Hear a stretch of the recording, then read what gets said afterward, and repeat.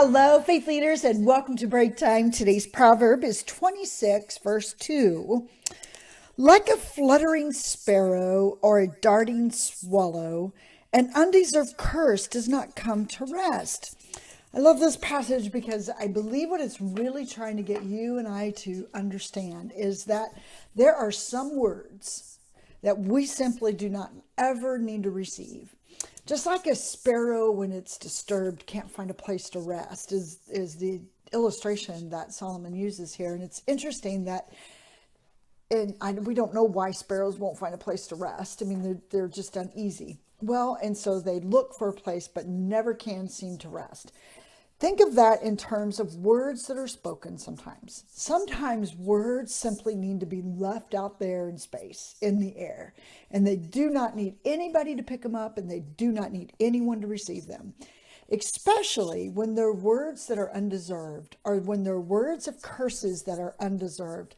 And Solomon is simply talking about the words of a fool, because he backs this up, and we're going to talk about being a fool for the next several weeks, not you and I, but we're surrounded by foolish behavior. And so we need to be very cautious that when words are spoken to you or to me, determine whether or not those words need to be received and become a part of our action, become part of our motive, our heart. But if not, let them live out there. And that's where undeserved curses need to stay. They can't find a place to settle down. They're back and forth. They go to and fro, looking for a heart to settle on. Faith leaders, undeserved curses do not belong in your heart. Receiving words from someone who is considered foolish do not belong in your heart.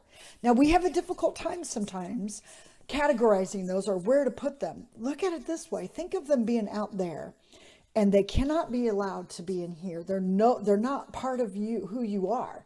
They're not part of the blessings that God wants you to receive.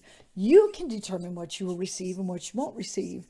We receive the blessings of God, and that's why the undeserved curses do not have a part of us, because they're not part of God's blessing for us.